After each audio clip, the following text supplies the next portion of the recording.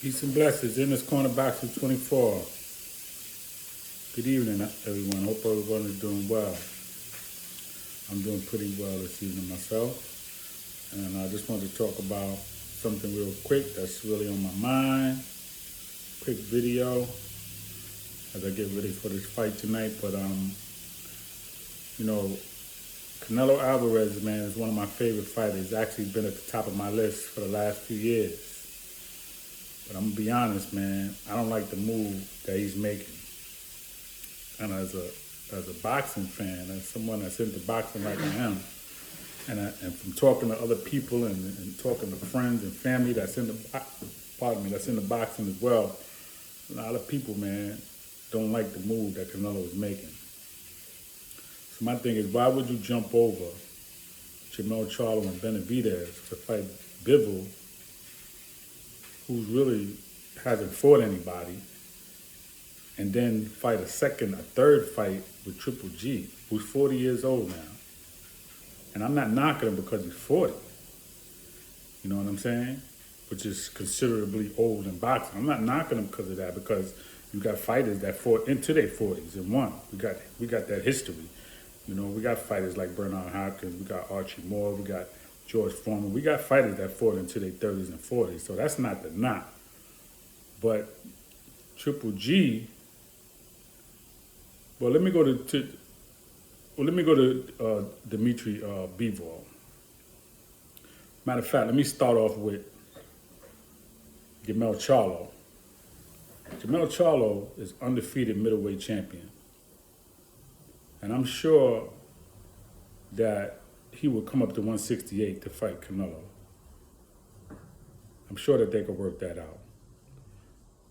The asset, he has more assets. He has more to offer. He's undefeated as middleweight champ, and he's been in that position. Like he didn't just become that.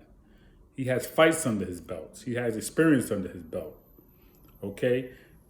That's the type of fight where it could be a 60-40 fight. Canelo might be the favorite, but it's a chance that Jermell Charlo could beat him, right? That's the kind of fight that Canelo needs to fight. Same thing with Benavidez. With the height, with the reach, undefeated, there's a chance that Benavidez could beat him. So that's the fight that you want. You want to really challenge yourself, Canelo.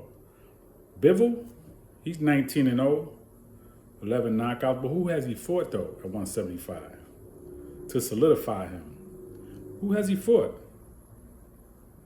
He hasn't really fought anybody. So, yeah, that's an easy fight for you, Canelo. That's not really a challenge. But, okay, you want to fight him at 175, you want to get that recognition. Okay, I get it, because you went up there already, right? But now, the real problem with that is you fight him, and then September you're going to fight Triple G for a third fight? That's the real problem, man, that I got. Bivol and then Triple G, man, third fight. You beat him twice already. Now, some people say you lost the first fight. I say you won. I say it was a close fight. I say it was a close fight. The draw, I have no problem with the draw, but I say you won it. All right? But the second fight, I definitely have you win it. Some people think you lost the second fight. But at the end of the day, man, Triple G hasn't fought in 2 years, man. Okay? So you're not getting nothing out of fighting him. You're not getting anything out of fighting Triple G. But you'll get a lot out of fighting a young middleweight champion like Charlo and a younger super middleweight champion like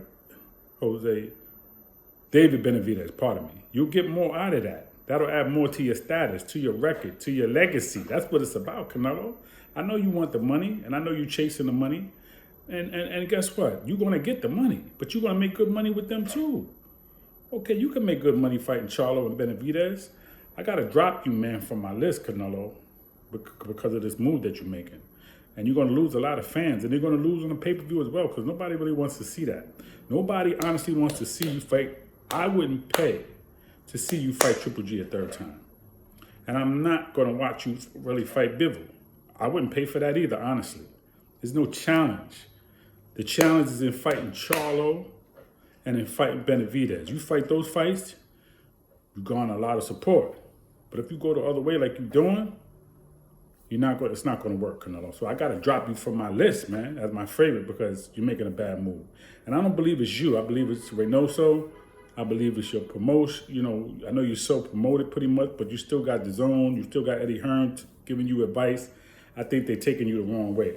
You're going to lose your fan base like that. Then you already got people knocking you about not being this great Mexican fighter, which I think you are, but you're not helping by taking these 2 fights right here. It's not going to do anything for your legacy fighting Triple G a 3rd time. Like I said, at 40 years old and having fought in 2 years, that's not going to do nothing for you, man.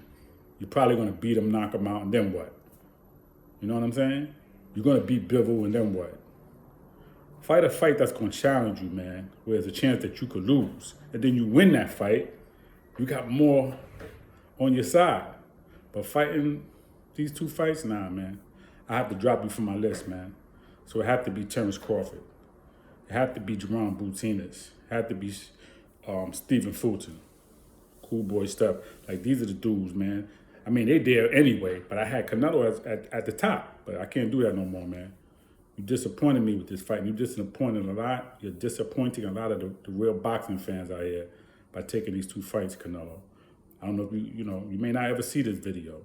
Maybe somebody will mention it to you. Maybe others will tell you this. Maybe others will speak on this as I'm speaking on it, but I got to keep it real. It's not a good move that you're making, Canelo, okay, for your legacy, all right? We support you fighters, man. The fans is what supports the fighters. Y'all got to remember that. If it wasn't for us, man, y'all wouldn't have an audience. You need to have an audience, man, to be who you are. Remember that, okay? You need to have people to buy the pay-per-view to watch it. You need people in the stands, in the crowd, to generate the money so you can get paid. Okay, if you don't have that, you don't have anything. So respect the fans, man. The fans is your base. And if you're just going to do what you want to do and fight how you want to fight and how you want to do it and who you want to do it, then you're disrespecting the fans, to me. You know, that's how boxing is, man. You got to respect the fans, man. So I'm one of your fans, but I don't like the move that you're making, and I got to speak on it, okay? I think it's a coward move. I think it's a bad move. And I think the people around you, man, they don't really have your best interests at heart, okay? That's all I really got for tonight. Peace and blessings, and it's Corner Boxing 24.